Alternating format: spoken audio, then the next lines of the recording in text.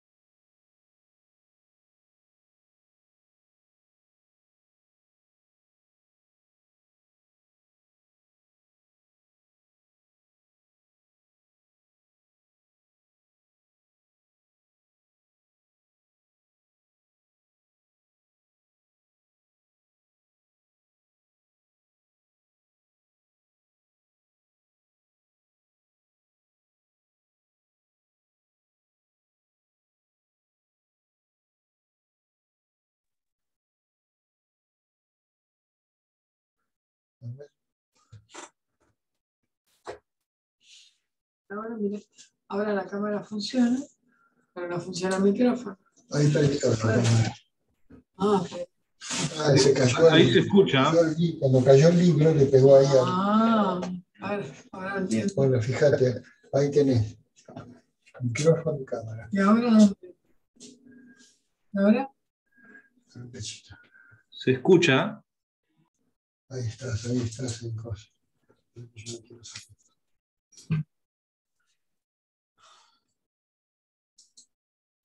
¿Micrófono hay? Sí, pero recién estaba el micrófono y ahora había desaparecido. ¿Tenés ahí micrófono? ¿Estás ahí en cámara? Parece que sí, sí.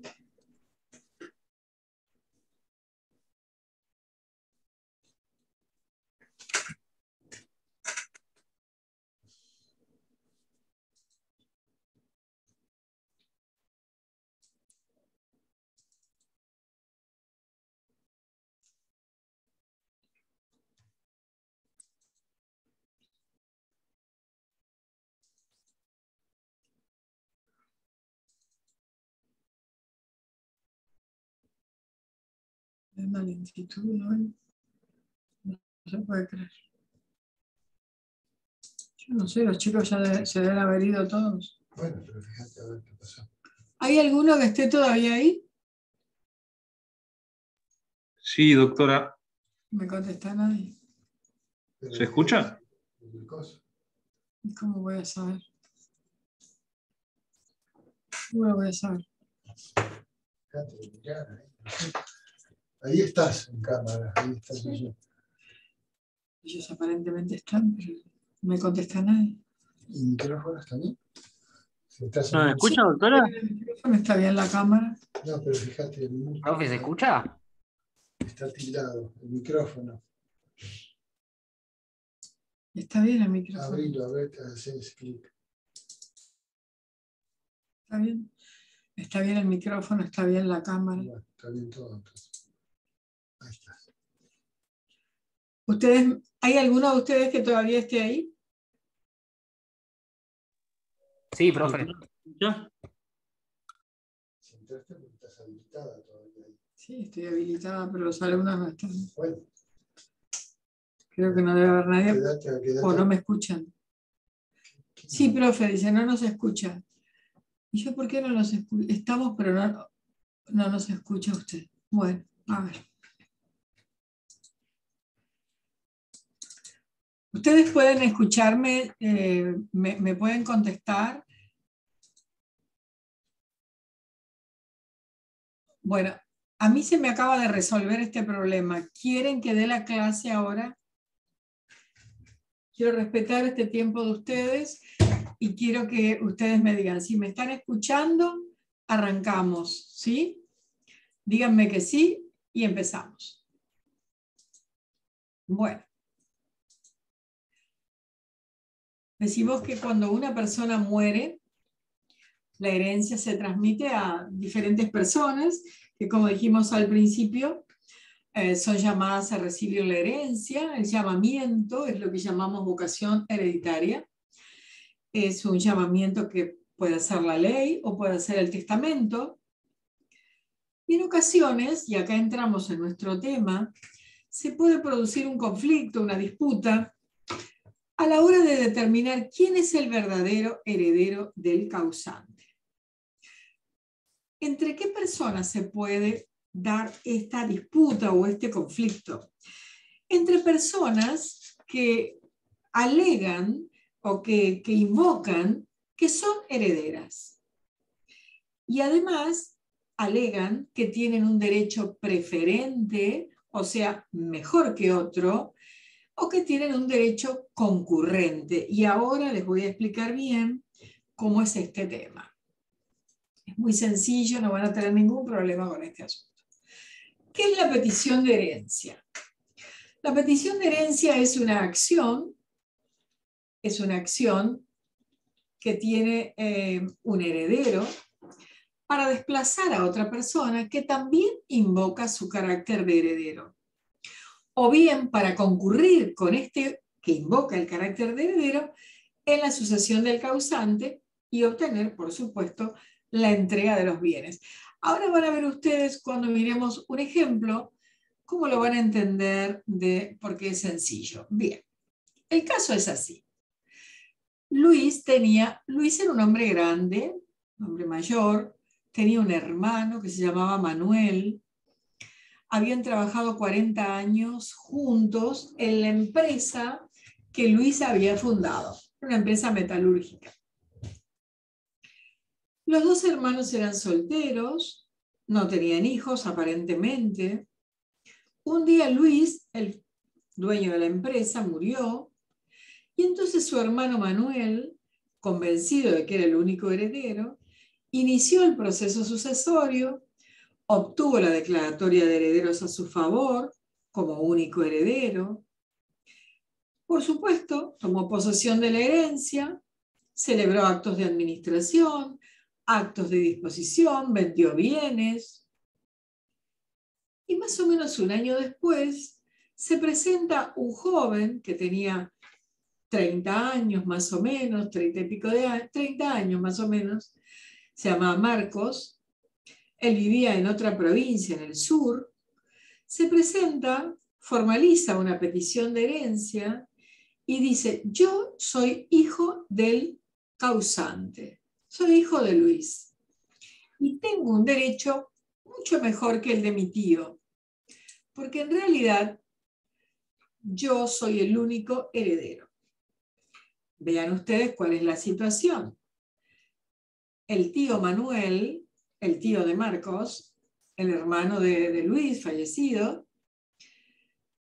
ya había tomado posesión de la herencia, había celebrado actos de administración, actos de disposición, tenía declaratoria de herederos a su favor. Él era verdaderamente el único heredero. Ahora, ¿qué quería lograr este joven Marcos? Primero quería lograr que se reconociera su carácter de heredero. Él alegaba ser hijo de Luis y le contó al juez en su escrito de presentación que Luis y su madre habían tenido una relación hacía como 30 años cuando él había nacido, y entonces lo acreditó con el acta de nacimiento, de la que surgía que Luis efectivamente lo había reconocido luego del nacimiento. Este es un caso real.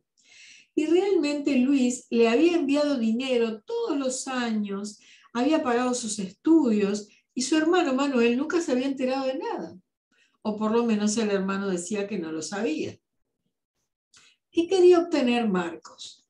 Primero, el reconocimiento de su carácter de heredero. Y en segundo lugar, obviamente, quería obtener la entrega de la herencia, que ahora estaba en poder de su tío Manuel. ¿Qué decía Marcos? Marcos decía: yo pertenezco al orden de los descendientes. Los descendientes desplazan a los colaterales, porque Manuel es colateral, hermano de Luis. Entonces, la pretensión de Marcos era desplazar a su tío Manuel y ser declarado único heredero de su padre Luis, fallecido. Si Manuel hubiera admitido la pretensión de Marcos, se hubiera allanado, hubiera cumplido con la obligación de restituir los bienes de la herencia, pero no lo hizo.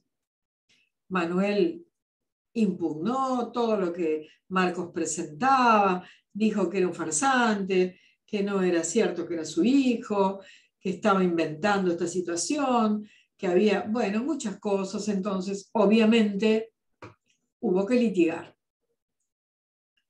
En este proceso de petición de herencia, Marcos probó verdaderamente que era heredero, hijo de Luis, pidió medidas cautelares porque su tío, Manuel, que estaba en posesión de los bienes de la herencia, estaba haciendo negocios.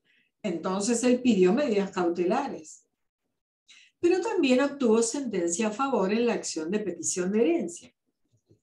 ¿Y después qué hizo Marcos? Solicitó al juez en el proceso sucesorio que se modificara la declaratoria de herederos, que se excluyera definitivamente a su tío Manuel y que se lo declarara a él único heredero Y así se hizo verdaderamente. Entonces, ¿qué tenemos aquí como resultado? Que Marcos es el actor, el heredero real. Está legitimado para peticionar la herencia, la ley lo legitima, él tenía que acreditar judicialmente que tenía un derecho, en este caso, preferente sobre su tío Manuel, un derecho mejor que el de su tío Manuel, que era un colateral. Tenía que ser declarado heredero, y así fue, y ahora se encuentra en posesión de la herencia. Y el tío Manuel aparece entonces como demandado, y le vamos a llamar al tío Manuel heredero aparente. Tienen que tener en cuenta ustedes esto que estamos diciendo, porque el heredero aparente es una figura principal en esta unidad que estamos estudiando. No solo en la acción de petición de herencia, sino en todo aquello que tiene que ver con la actuación de una persona que dice que es heredera. En este caso, también tenía declaratoria de herederos a su favor, y que, como está en posesión de la herencia, celebra actos de administración, actos de disposición, y un día se enfrenta a esta situación de ser excluido de la herencia con un montón de obligaciones, entre ellas la de devolver y restituir todos los bienes recibidos.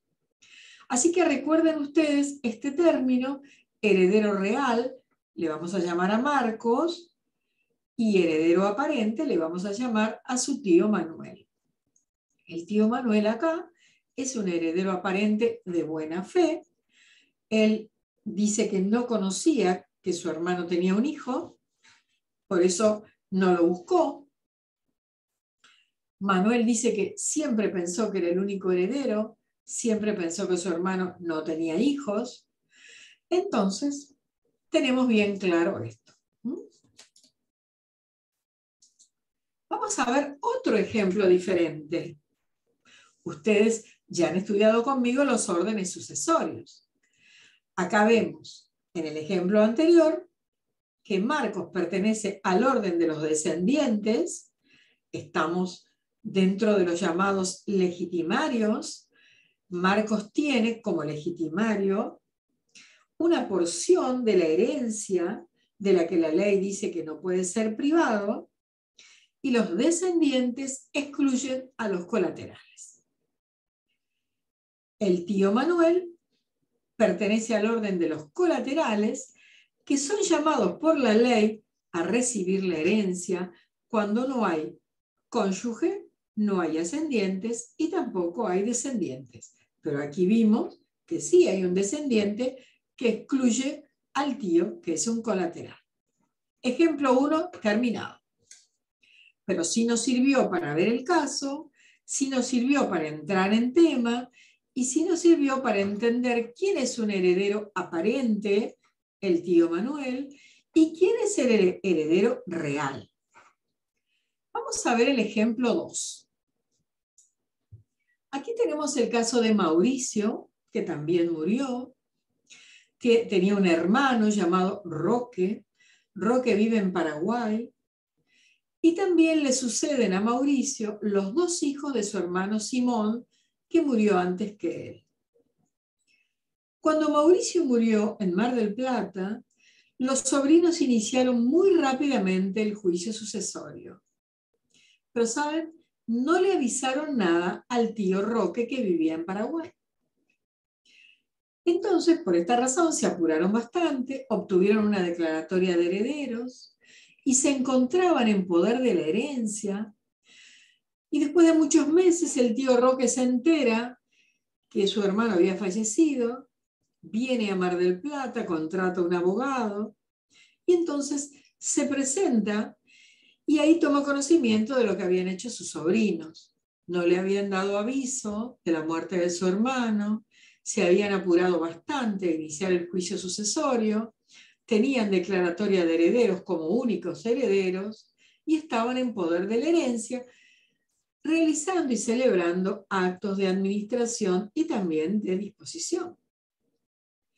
Entonces, cuando el tío Roque lo sabe, lo supo, se presenta judicialmente, formaliza su petición de herencia, este es el tema de la unidad de hoy, y alegó, dijo, yo tengo un derecho igual al de mis sobrinos.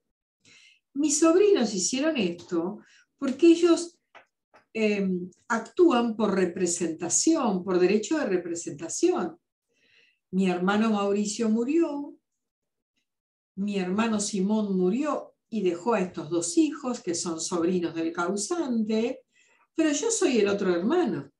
O sea, tengo el mismo derecho. Lo que voy a pedir ahora, señor juez, no es que los desplace, sino que se me reconozca que tengo un derecho igual a concurrir con ellos a la herencia, para que la herencia entonces se divida en partes iguales, entre ellos dos que van a tener una parte y yo que soy el titular del derecho hereditario sobre el resto. ¿Entienden cuál es la diferencia?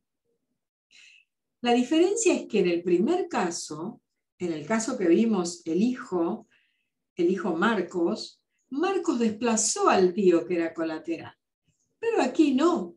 Aquí Roque, hermano del causante, le dice al juez a través de la petición de herencia, yo vengo para que se reconozca que tengo un derecho igual al de mis sobrinos a concurrir, pero concurrente, es decir, voy a concurrir con ellos en la herencia de mi hermano Mauricio.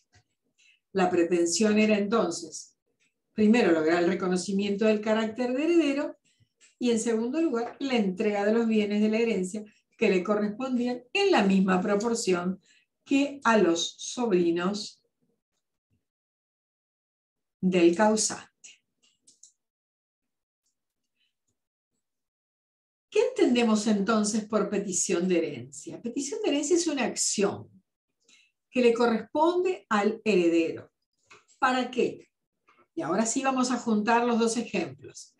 Para desplazar, como vimos el caso de Marcos, a la persona que está en posesión material de la herencia, el tío Manuel, que invoca el título de heredero. Manuel decía, yo soy el único heredero, mi hermano no tenía hijos. O bien, ejemplo 2, para concurrir con la persona que está en posesión de la herencia, en la sucesión del causante, es decir, los sobrinos, y obtener la entrega total o parcial de la herencia en base también al reconocimiento de la condición de heredero del accionante. Entonces yo acá, al principio, les escribí el artículo 2310, 2310 del Código Civil que dice, la petición de herencia procede ¿para qué? Yo le puse dos numeritos que el código no trae. Primero, obtener la entrega total o parcial de la herencia, pero sobre la base de ¿qué? Segundo, del reconocimiento de la calidad de heredero del actor. ¿Contra quién es la acción? Contra aquel que está en posesión material de la herencia que invoca el título de heredero. Acá tenemos los dos supuestos. En el ejemplo 1, el tío Manuel, hermano del causante, colateral. En el caso 2, los sobrinos del causante, también colaterales, en relación al otro colateral de distinto grado, que es el hermano del causante. Bueno, vamos a ver entonces cuál es la naturaleza jurídica. Para la doctrina, esta es una acción real, porque el objeto es la entrega de la herencia. Parte de la doctrina dice, también es una acción personal, porque en realidad en forma previa, el objeto también tiene que ver con el reconocimiento de la calidad de heredero. ¿Cuál es la competencia? Bueno, el juez competente va a ser el juez que entienda el proceso sucesorio. porque esta acción es atraída por el fuero de atracción del juicio sucesorio. O sea, que se va a radicar en el mismo juzgado donde está el juicio sucesorio. Y el juez que entiende en el proceso sucesorio va a ser también el juez de la acción de petición de herencia. Es un proceso autónomo. Por supuesto hay que iniciarlo, como todos los juicios, por la receptoría. Por supuesto es un juicio, ahora todo el sistema es digital, pero se hace de esta manera, por la Receptoría General de Expedientes. Es un proceso autónomo caratulado acción de petición de herencia. ¿Y la legitimación activa a quién corresponde? Miren, léanlo en sus casas, cuando ustedes estudien. Yo les puse acá una serie de supuestos para que ustedes los estudien cuando estén estudiando para el examen y vean todas las posibilidades que ustedes pueden tener. En el primer caso, en el caso de Marcos y de su tío Manuel, tenemos parientes de órdenes diferentes. ¿Quién inició el proceso sucesorio? El hermano, Manuel, colateral.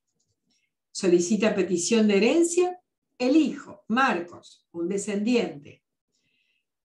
En definitiva, el descendiente excluye a los colaterales porque tiene un derecho mejor o preferente. Segundo, el segundo ejemplo. Parientes del causante del mismo orden y del mismo grado. Inician el proceso sucesorio los hijos del hermano fallecido del causante por derecho de representación, porque el hermano del causante había muerto. Pide la petición de herencia Roque, el hermano que vivía en Paraguay. Tiene derecho igual y concurrente. Lo que dice es, mi derecho es igual para concurrir. Quiero la mitad de la herencia, porque como no hay otros herederos, me pertenece el 50%. Acá tenemos otro supuesto. Tenemos el supuesto de parientes del mismo orden, pero de distinto grado. Inició el proceso sucesorio un abuelo, orden de los ascendientes. Se presenta a pedir hacer la petición de herencia el padre del causante. ¿Quiénes son preferidos? Los que son más próximos en grado. ¿Quién tiene el mejor derecho? Entonces, esta es la respuesta. El orden es similar, los grados son diferentes. Otro supuesto, un descendiente, por ejemplo, un hijo que obtuvo una declaratoria de herederos a su favor cuando inició la demanda del juicio sucesorio de su padre. Pero ¿qué pasó? Había incurrido en causales de indignidad y ya se le había iniciado una acción de indignidad. Ustedes ya han estudiado eso. Entonces, después de la declaratoria de herederos, se dicta sentencia en el juicio de indignidad y él queda desplazado de la herencia. Recuerden ustedes que el efecto de la sentencia de indignidad es como si el heredero nunca hubiera existido. Se presenta la madre del causante, orden de los ascendientes, y dice, vengo a pedir, hacer una demanda, una acción de petición de herencia, porque mi hijo quedó desplazado en virtud de la sentencia de indignidad. Y la herencia, dice la madre, me corresponde a mí. Y después, otro caso más, es el caso de un colateral, un sobrino del causante, que inicia un proceso sucesorio, toma posesión de la herencia, se presenta con una petición de herencia, el heredero amigo del causante, que él había instituido por testamento. ¿Cuál tiene un derecho preferente? El heredero instituido. Realmente excluye a este pariente colateral. Esta acción de petición de herencia tiene una demanda. Son importantísimas las medidas cautelares para que, para evitar los actos de disposición del heredero aparente, que es el que está en posesión de la herencia. Acuérdense del tío Manuel. Luego viene la prueba y luego vendrá la sentencia. Y ahora vemos qué efectos tiene la sentencia. La sentencia tiene algunos efectos importantes que yo quiero que ustedes tengan presentes. El primer efecto es que el heredero aparente acuérdense primero del tío Manuel, tiene que restituir los bienes de la herencia que recibió sin derecho de la sucesión del causante. ¿Qué es lo que tiene que devolver? Todo. Las cosas de las que el causante era poseedor, aquellas sobre las que ejercía derecho de preferencia. Si no las puede restituir en especie, porque a lo mejor las vendió, entonces tiene que indemnizar al heredero real, que en este caso, en el primer ejemplo, sería Marcos. Ahora bien, vamos a imaginar que el tío Manuel, en nuestro primer ejemplo, hubiera cedido sus derechos hereditarios. Se los hubiera cedido a un tercero en forma onerosa que le pagó. Ustedes han visto cesión de derechos hereditarios y vieron que el cesionario ocupa el lugar del cedente. Y el cesionario acá va, o sea, el tercero que recibe los derechos hereditarios en cesión, va a ocupar el mismo lugar del cedente frente al heredero. En este caso, el ejemplo nuestro sería Marcos, que lo quiere desplazar. Así que el primer efecto de la sentencia es que tiene el deber de restituir el heredero aparente, que está en posesión de los bienes de la herencia, todo aquello que recibió en la sucesión del causante sin derecho. Vamos a seguir hablando de los efectos de la sentencia para ver qué responsabilidad tiene este heredero aparente. Y a ustedes ya se les estará cruzando la idea, seguramente, de que lo primero que hay que establecer acá, si se trata de un heredero aparente, poseedor de buena fe o de mala fe. Eso es fundamental. Porque si tenemos un heredero aparente, poseedor de mala fe, hay unos efectos. Y si tenemos uno de buena fe, los efectos son diferentes. A ver, sería un heredero aparente de mala fe. Uno que sabía, recuerden ustedes los sobrinos de Mauricio, sabían que el tío Roque vivía en Paraguay y no le avisaron nada de la muerte. ¿Por qué? Porque tenían la intención de iniciar rápido el juicio sucesorio para lograr declaratoria y comenzar a realizar actos de disposición y de administración sobre los bienes. Entonces, un heredero aparente de mala fe es el que sabía, el que conocía, el que debía saber que había un heredero de grado o de orden preferente o concurrente, por ejemplo el tío, y obró con dolo. ¿Por qué con dolo? Esto tiene que ver con el concepto de dolo que trae nuestra ley civil. Ocultó maliciosamente la muerte del causante. Hizo alguna maniobra para engañar o para ocultar o para impedir que se enterara. Es por esto que el heredero real, que era el tío Roque, no podía presentarse, porque no se había enterado. O bien también pudo haber sido negligente en buscarlo, sabiendo dónde estaba. ¿Y cuál sería un heredero aparente de buena fe? Bueno, uno que sabía que había un heredero y lo buscó, lo llamó por teléfono, no lo encontró, indagó sobre su existencia, pero lo hizo de manera diligente, consultó, a lo mejor contrató a alguien para buscarlo, pero no encontró a nadie. A lo mejor se había cambiado de casa, se había mudado de provincia, de ciudad, no encontró a nadie. Entonces, como no encontró a nadie, buscó un abogado, se presentó, inició el juicio sucesorio, logró declaratoria, tomó posesión de los bienes, pero es de buena fe, porque él sabía que había un heredero de mejor derecho. Lo buscó, pero no tuvo éxito. Ahora, fíjense una cosa. También puede ser un heredero aparente de buena fe aquel que conoce a un pariente o a un primo. A lo mejor se trata de dos primos. Vamos a poner este ejemplo.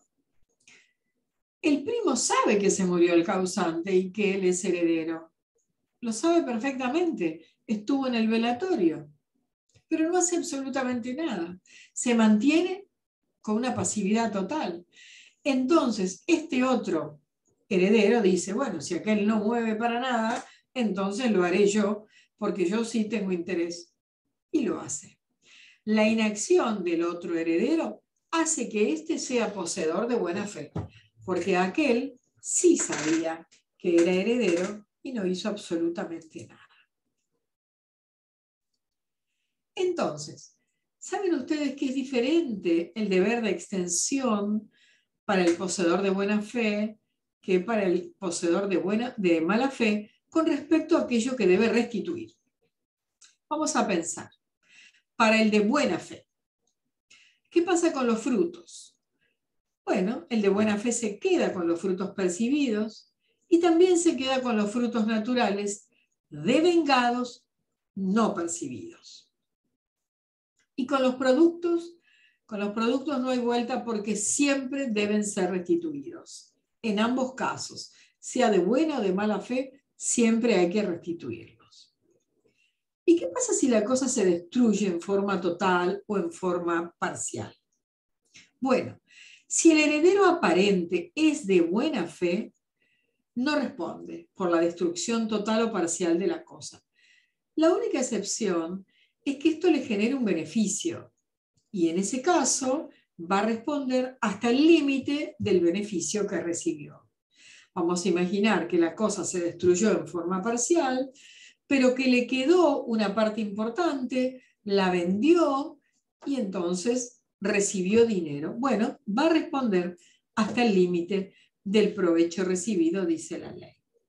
Y con respecto a las mejoras, bueno, si las mejoras son necesarias y las mejoras son útiles, el heredero aparente de buena fe no tiene que indemnizar, salvo que hubiera obtenido un mayor valor por la cosa y siempre con el límite del mayor valor que la cosa hubiera logrado a causa de estas mejoras realizadas, necesarias y útiles. Ahora veamos cómo responde y cómo debe restituir el heredero aparente cuando es de mala fe, es poseedor de mala fe. ¿Qué pasa con los frutos? Dijimos que el heredero de buena fe se quedaba con los frutos percibidos y con los devengados no percibidos. Pero acá no. El poseedor de mala fe tiene que restituir los frutos percibidos y también aquellos frutos que por su culpa dejó de percibir. Ya dije que los productos siempre se deben devolver y restituir. Ahora bien, ¿qué pasa cuando la cosa se destruye total o parcialmente? El poseedor de mala fe debe responder siempre, con la única excepción, y la tiene que probar en el juicio, de que la cosa también se hubiera perdido si hubiera estado en manos del heredero real. La regla es que siempre que la posesión es viciosa, el poseedor de mala fe, que en este caso es el heredero aparente, siempre debe responder. Y por las mejoras, bueno, si es un heredero aparente poseedor de mala fe, si las mejoras son necesarias y se ocasionaron por culpa de él, se pueden reclamar. Ahora bien, si este heredero aparente las pagó con plata suya o pidió un préstamo, un dinero prestado para pagarlas, puede pedir el reembolso. Y si las mejoras son útiles, bueno, se pueden reclamar solamente hasta el mayor valor adquirido por la cosa. Fíjense, acá les puse esto para que ustedes lo tengan claro, que las normas aplicables aquí para la extensión del deber de restituir, tanto los frutos como los productos, las mejoras y los gastos, aquí se aplican las normas de la acción de reivindicación.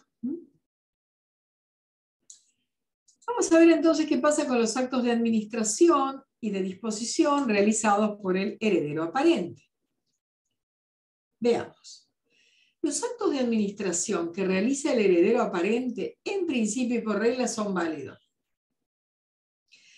Pero solamente son válidos hasta el día que se le notifique la demanda de petición de herencia. ¿Por qué? Porque en ese momento el heredero aparente tomará conocimiento de que hay alguien que pretende desplazarlo, si tiene un mejor derecho, o que pretende concurrir con él si tiene un derecho igual concurrente. Es decir, por regla entonces los actos de administración son válidos cuando los realiza el heredero aparente, hasta el día en que se le notifica al heredero aparente la demanda de petición de herencia, porque ese día toma conocimiento que su calidad de heredero está cuestionada. Ahora bien, los actos de administración que celebra el heredero aparente son válidos, y ya dijimos en qué circunstancias, pero la ley dice, salvo que se pueda probar, obviamente, que hubo mala fe entre el heredero aparente y el tercero que contrató con él. ¿Por qué? Porque hubo connivencia, porque se pusieron de acuerdo los dos para defraudar al heredero real. Aquí hay dolo, porque hay intención de dañar, y ambos son de mala fe. En ese caso, estos actos de administración no son válidos. Aquí les dije para que ustedes les escribí para que ustedes lo recuerden, por qué son válidos los actos de administración hasta la notificación de la acción de petición de herencia, ¿sí? Porque desde el momento en que se le notifica, sabe el heredero aparente que su derecho a la herencia se encuentra cuestionado. Vamos a los actos de disposición que celebra el heredero aparente. Acá la cosa ya es más brava, porque en aquel caso, bueno, imaginamos que puede haber hecho a lo mejor un contrato, una locación, que puede haber hecho un arrendamiento, pero acá tenemos un acto de disposición. El heredero aparente ha celebrado actos de disposición y vamos a ver cuál es la regla. La regla para los actos de disposición celebrados por el heredero aparente, cuando son a título gratuito, por ejemplo, una donación, no son válidos respecto a muebles e inmuebles. Esa es la regla. Pero, si quisiéramos acreditar, si quisiéramos probar que sí son válidos, como dice la ley dice, pero para ser válidos tienen que cumplir algunos requisitos. A ver cuáles son estos requisitos. Repito, por regla, los actos de disposición celebrados por el heredero aparente, cuando son actos de disposición a título gratuito, sea sobre muebles o inmuebles, no son válidos. Para ser válidos, tienen que cumplir, cuando se trata de bienes registrables, tienen que cumplir 3 requisitos fundamentales. Primero, tienen que ser actos a título oneroso. Segundo, el heredero aparente tiene que haber obtenido a su favor declaratoria de herederos. Y en tercer lugar, el tercer adquirente tiene que ser una persona de buena fe, adquirente de buena fe. Así que tienen ustedes, los repetimos, los actos de administración y de disposición que celebra el heredero aparente. Los de administración dijimos que por regla son válidos, hasta el momento en que se le notifica la demanda de petición de herencia, pero que no son válidos cuando se puede probar la connivencia entre el heredero aparente, que se puso de acuerdo para estafar o defraudar al heredero real, con el tercero contratante, porque aquí hay que probar el dolo y obviamente si se prueba, ambos son de mala fe y los actos de administración celebrados en estas circunstancias son inválidos. Luego tenemos los actos de disposición. Por regla no son válidos respecto a muebles e inmuebles, cuando son a título gratuito. Y para ser válidos sobre bienes registrables, los actos de disposición celebrados por el heredero aparente sobre bienes registrables tienen que ser a título oneroso, tiene que haber obtenido el heredero aparente declaratoria de herederos a su favor, y en tercer lugar, el tercer adquirente debe ser de buena fe. Bueno, ¿qué tiene que hacer un heredero aparente de buena fe cuando hizo actos de administración válidos? Bueno, tiene que restituir al heredero el precio que recibió. Y el heredero parente de mala fe que hizo actos que causaron perjuicio, ¿qué tiene que hacer? Indemnizar al heredero todos los daños y perjuicios que hubiera sufrido. Vamos a ir entonces al último punto de nuestro tema de hoy y vamos a terminar justito a la hora. Vamos a hablar de la responsabilidad de herederos y legatarios y el programa les pide liquidación del pasivo. Miren, este tema es esto. ¿Cómo responden? Esta es la pregunta. ¿Cómo responden los herederos respecto a las deudas del causante? Esta es la idea. ¿Con qué responden? ¿Cómo responden? Después, los legatarios, ¿cómo responden por las deudas del causante? Porque acá estamos hablando de la liquidación del pasivo, es decir, las deudas de la sucesión. ¿Cómo responden los herederos? ¿Cómo responden los legatarios? ¿Qué pasa con los acreedores? ¿Sobre qué bienes se pueden cobrar? Esta es la idea. Yo les puse los casos bien claritos para que ustedes los tengan, no tengan dudas de esto. Bien, primero, vamos a ver la responsabilidad del heredero. Cuando nosotros hicimos al principio de las sucesiones, cuando iniciamos la materia, el perfil del heredero y del legatario, con respecto a su responsabilidad, vimos que los herederos tienen responsabilidad intravires. ¿Por qué tienen responsabilidad intravires hereditatis? Porque solamente responden por las deudas del causante hasta el valor de los bienes recibidos en la herencia. Entonces yo pongo acá, ¿cómo responde el heredero por las deudas y los legados de la sucesión? Primero, la responsabilidad es intravires, es limitada. Implica que él está obligado solamente hasta la concurrencia del valor de los bienes de la herencia que reciba. No va más allá.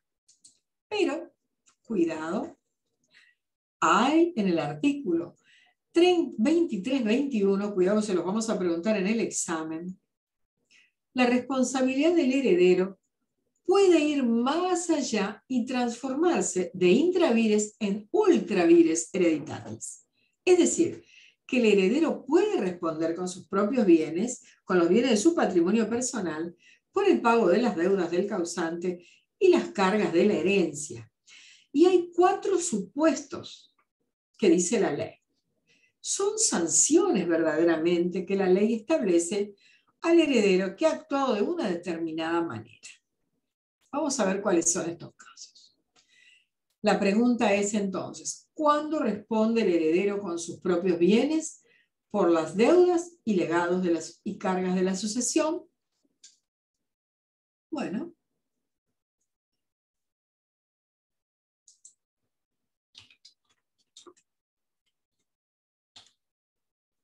vamos a ver los supuestos, son 4. El primero es cuando el heredero fue intimado judicialmente por los acreedores y también por los legatarios a hacer inventario de los bienes de la herencia.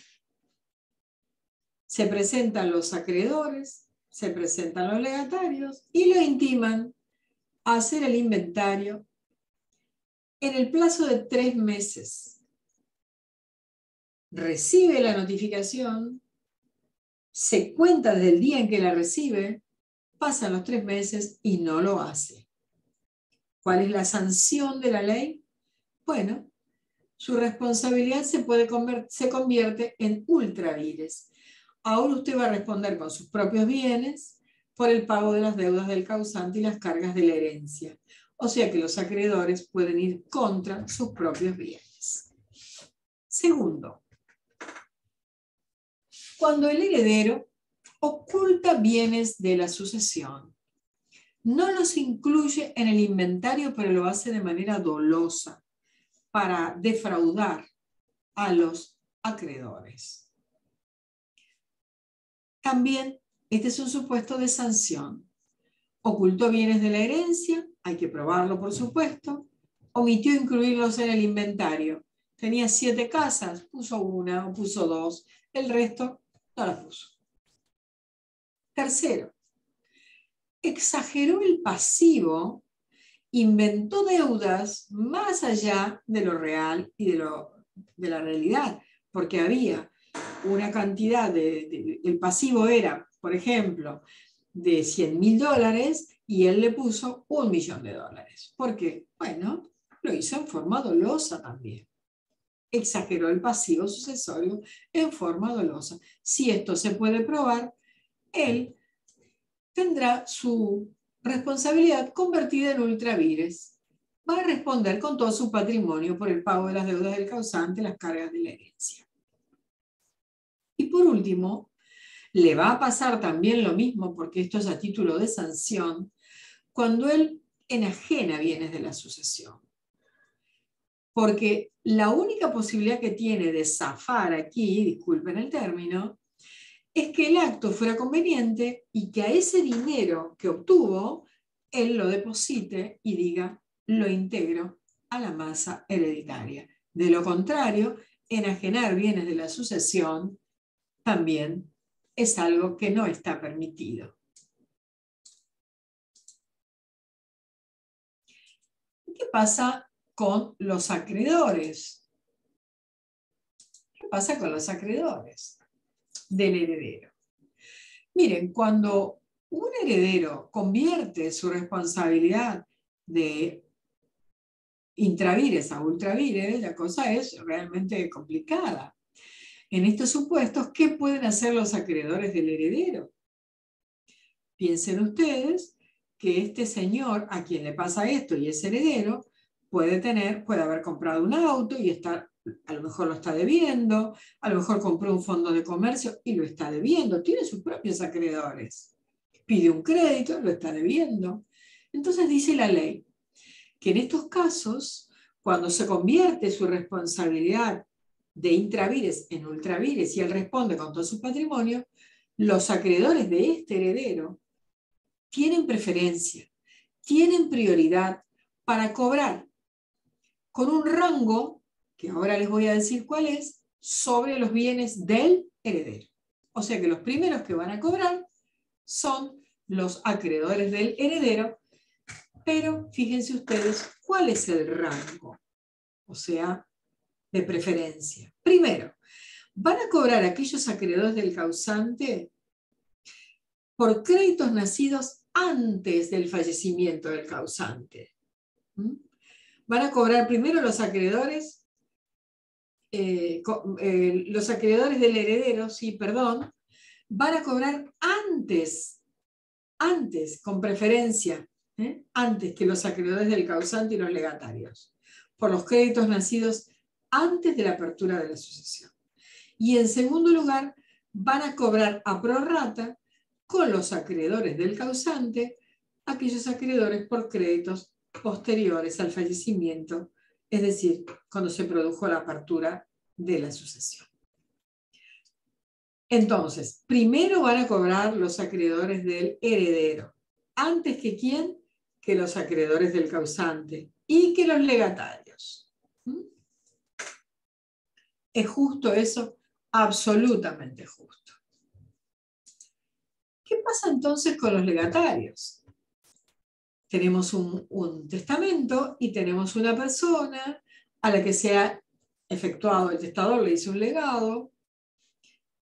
¿Cómo pueden cobrar sus créditos y sus legados los legatarios? Sobre los bienes de la herencia. ¿Tienen alguna preferencia? Sí. ¿Van a cobrar con preferencia, dice la ley? Con preferencia sobre los acreedores de los herederos. Pero también la ley dice que si el legatario recibe un legado de universalidad de bienes, él está obligado a pagar las deudas comprendidas en esa universalidad solamente hasta el valor de los bienes que recibe. Y también dice la ley en el artículo 2319 que los acreedores del causante tienen derecho contra estos legatarios hasta el valor de lo que reciban.